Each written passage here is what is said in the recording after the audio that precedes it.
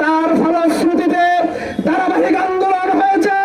4 মাস আমরা সেই নির্বাচনকে আমরা বয়কট করেছিলাম।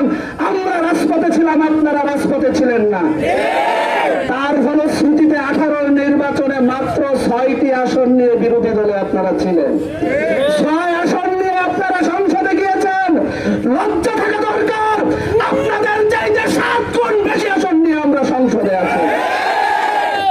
সরকারি দলকে হুঁশিয়ার করে বলে দিতে চাই, বাংলাদেশ জামায়াত ইসলামের সাথে, এনসিপির সাথে, খেলাফত মজলিসের সাথে, বাংলাদেশ খেলাফত মজলিসের সাথে, 11 দলীয় ঐক্যের সাথে আপনারা একটু দুষ্টুমি করাটা বন্ধ করে দেন। আপনাদেরকে হুঁশিয়ার করে বলে দিতে চাই, আমরা যেই বিরোধী দল আমরা এখন আছি দেশে, আমরা আপনাদের মতো ঈদের পরে আন্দোলন, ঈদের পরে আন্দোলন, ঈদের পরে আন্দোলন আমরা ঘোষণা দেব না। আমাদের সময়ের বর্তমানে সময়ের সাথে সাথে যখন আমাদের দেশের জন্য দেশের মানুষ বাত ব্যথা, প্যারালাইসিস কিংবা আর্থ্রাইটিস, আধুনিক ফিজিওথেরাপি ও পুনর্বাসন চিকিৎসায় নির্ভরযোগ্য নাম ডিপিআরসি। তার পরিবর্তনকে আমাদের এই ছাত্র জনতার মাধ্যমে 1 জুলাই থেকে 36 জুলাই পর্যন্ত আন্দোলনের মধ্য দিয়ে সেই ফ্যাসিস্ট সরকারকে পতন ঘটিয়েছিল। সেখানে প্রত্যাশা ছিল এই বাংলাদেশের বুকে আর কোন ধরনের বৈষম্য থাকবে না, কিন্তু আমরা দেখতে পেয়েছি আমাদের জাতীয় নির্বাচনের দিনে একই সাথে গণভোট অনুষ্ঠিত হওয়ার ফলে 70 ভাগ লোক ভোট দেওয়া সত্য হওয়ার পক্ষে আজকে সেটা বাস্তবায়নের নিয়ে বর্তমান সরকার টালবাহানা শুরু করে দিয়েছে। আমরা বর্তমান সরকারকে জানাতে চাই, বিগত ফ্যাসিস্ট আমলে যেমন অন্যায়ভাবে গুম করে বিভিন্নভাবে নির্যাতন করা হয়েছিল, সেই সকল আইনগুলোকে বন্ধ আরো সুন্দর করার জন্য অন্তর্বর্তীকালীন সরকারের সময়ে 33টি দল একত্র হয়ে সংস্কার কমিশনারের উদ্যোগে বেশ কিছু কার্য দিবসের মধ্য দিয়ে 84টি ধারায় একমত পোষণ করে জুলাই সনদ রচিত হয়েছিল। সেই জুলাই সনদের মধ্য দিয়ে বাস্তবায়ন করার প্রতিশ্রুতি নিয়ে এই বাংলাদেশে গণতান্ত্রিক একটি সরকার প্রতিষ্ঠিত হয়েছে।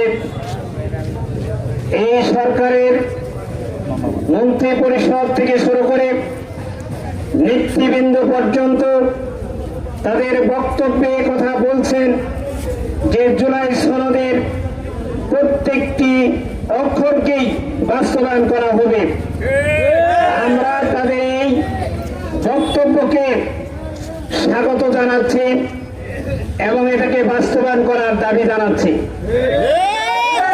জুলাই সনদ এই দেশের আপামর মানুষ হাবুড়ের মাধ্যমে গ্রহণ করে নিয়েছে।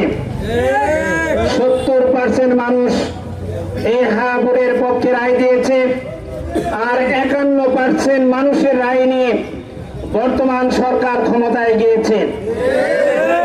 51% মানুষের মতামতে নির্বাচন থেকে সরকার আসছেন, কমপক্ষে এই কৃতজ্ঞতা থেকে হলেও জুলাই সম্পর্কে আপনারা সকল কিছু মেনে নেন। জুলাই আপনাদেরকে কি দিল, ছিলেন কোথায়, আসলেন কোথায়, এই কথা যদি একবার মনে করেন, তবুও তো জুলাই সম্পর্কে সকল কিছু আপনাদের স্যাক্রিফাইস করা উচিত। কথা ঠিক কিনা বলে আজকে আমরা বলতে চাই, কেন আমরা জুলাই সনদ নিয়ে বারবার রাস্তায় নামবো? আমরা আপনাকে একটু বলতে চাই, যদি এই জুলাই সনদ যা আপনাকে সরকারে বসিয়েছে, যদি এই সনদের বিরুদ্ধে আপনার অবস্থান নেন এবং আমাদেরকে নামতে বাধ্য করেন, মনে রাখবেন আজকে দেশের সরকার, এই দেশে আজকে আমরা মুক্তভাবে কথা বলতে পারছি, তাদের সাথে আজকে সরকার দল গাদ্দারি করছে, প্রতারণা করছে। তাদের সুচিকিৎসার ব্যবস্থা পর্যন্ত করা হচ্ছে না। আমাদের এই শেরপুরে বারাক পাড়ার এক ছেলে মেধাবী ছেলে, স্টার পাওয়া ছেলে, সেই ছেলে আজকে গুলিবিদ্ধ হয়ে আঘাত পেয়ে, কোমরে চোট পেয়ে সেনাবাহিনীর উচ্চ পর্যায়ে সে যাবে, সে আজকে ধুকে ধুকে মৃত্যুর দিকে দাবি হচ্ছে, তার চিকিৎসার ব্যবস্থা পর্যন্ত হচ্ছে না। আজকে তাদের সাথে গাদ্দারি করা হচ্ছে। স্বীকৃতি দেওয়া হয়েছিল আমরা ক্ষমতায় গেলে এদের সুচিকিৎসার ব্যবস্থা করব, যারা এদের সাথে এই ধরনের আচরণ করেছে তাদের বিচারের আওতায় আনবো। সংগ্রামী বন্ধুগণ, এই জন্য আপনারা হা ভোট দিয়েছিলেন না।